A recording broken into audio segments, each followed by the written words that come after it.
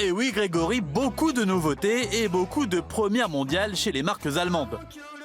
D'ailleurs, toujours chez Audi, un autre SUV prend son premier bain de foule, le Q3. Et le moins que l'on puisse dire, c'est qu'il évolue considérablement par rapport à son prédécesseur. Déjà, il y a la plastique plus cubique, mais aussi plus agressive. Alors parmi les nombreuses nouveautés que propose le Q3, eh bien, il y a ce logo qui peut pour la première fois être en noir. Avant seulement les préparateurs se permettaient de faire des couleurs sur les 4 anneaux, et bien maintenant c'est une option et ça lui va plutôt pas mal.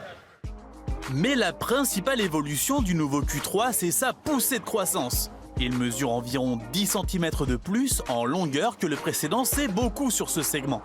D'ailleurs, pour se démarquer encore davantage du petit frère à succès, le Q2, il met le paquet pour soigner son habitabilité.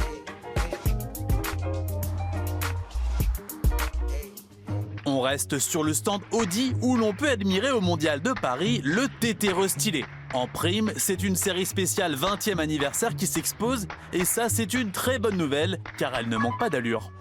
On reste sur le stand Audi où l'on peut admirer au Mondial de Paris le TT restylé. En prime, c'est une série spéciale 20e anniversaire qui s'expose et ça c'est une très bonne nouvelle car elle ne manque pas d'allure. Alors petite coquetterie sur cette TT 20e anniversaire, ce sont les sorties d'échappement qui doivent vous rappeler quelque chose. Ils sont directement inspirés du TT premier du nom qui est sorti il y a maintenant 20 ans. Au programme pour ce nouveau roadster, une plastique très légèrement revue et surtout une mise à jour technologique et mécanique. Du côté du compatriote BMW, c'est aussi une pluie de nouveautés qui s'est abattue à la porte de Versailles. Parmi elles, une véritable bombe qui a tapé dans l'œil de Grégory, la M5 Compétition. On va pas se mentir, j'ai un petit côté nostalgique. Et quand je vois ces berlines ultra performantes, ça me rappelle les années 80-90. Sauf que chez BM, eh bien, on a perpétué la tradition. Là, vous avez la M5, la toute dernière, mais la version compétition. Alors, elle fait 625 chevaux, c'est 25 de plus que la M5 classique. Elle est rabaissée de 7 mm, amortisseur un petit peu plus raide, un peu plus sportif, pour maîtriser, vous savez, le fameux roulis. Et puis, vous avez des touches esthétiques laquées noires, comme ça, un petit peu comme de la laque de piano. Vous en avez au niveau de la calandre, des rétroviseurs, également sur l'aileron et le pavillon. Et vous avez une ligne d'échappement. Quand vous mettez ça en route, je ne vous raconte pas la musicalité, puis d'un point de vue performance, 0 à 100, 3 secondes 3, 0 à 200, 10 secondes 8 et plus de 300 km/h sur circuit. C'est ça, une BM frappée du M.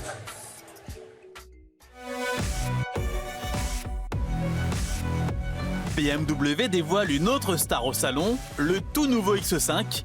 Le mastodonte s'offre une mise à jour nécessaire pour contrer une concurrence qui s'est sérieusement étoffée. Côté style, ce dessin très soigné permet d'éviter au X5 de ressembler à une enclume malgré ses dimensions impressionnantes. Mais c'est essentiellement à l'intérieur que l'on prend la mesure de cette montée en gamme. Alors à l'intérieur du X5, ce qui saute d'abord aux yeux, c'est l'arrivée de cet énorme écran qui fait 12 pouces. Côté modernité, c'est absolument parfait. Il récupère toutes les options que proposent les BMW haut de gamme et notamment la possibilité de monter le son en tournant le doigt.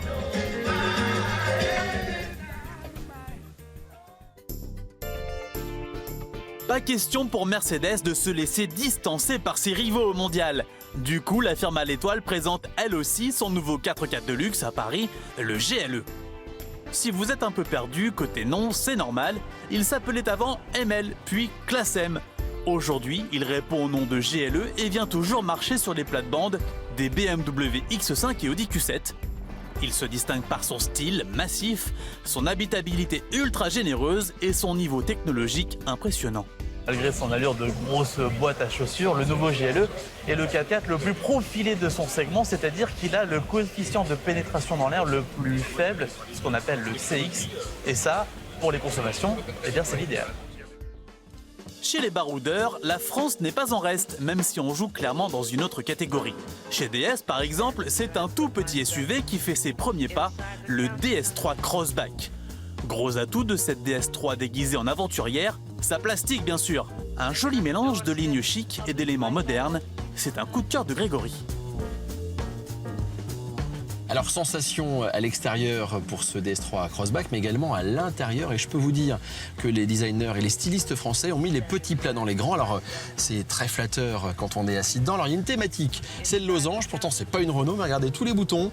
Les grilles d'aération également sont en forme de losange. On est bien installé. Alors c'est un gabarit compact. En face vous aurez soit un Mini Countryman ou encore un Audi Q2. Et on se dit que petit à petit, DS continue de monter et de monter en gamme. Vous en avez assez des SUV? Passez donc faire un tour chez Hyundai. Le constructeur coréen dévoile la i30N Fastback, une berline compacte à coffre plutôt racée et surtout très bien motorisée. Son 2 litres turbo culmine à 275 chevaux dans sa version la plus sportive. De quoi boucler le 0 à 100 en 6 secondes 1, une très jolie performance. Bon alors malgré ce look hyper démonstratif, la i30N Fastback choisit la polyvalence grâce à quoi? Eh bien un amortissement piloté, c'est des trucs qu'on retrouve sur les premium allemands comme Audi ou BMW. Ça permet de passer par exemple du mode sport au mode confort et ainsi avoir une compacte hyper polyvalente. Et oui, Hyundai prouve que les berlines sportives ont encore un avenir malgré le raz-de-marée des SUV qui s'est abattu à la porte de Versailles.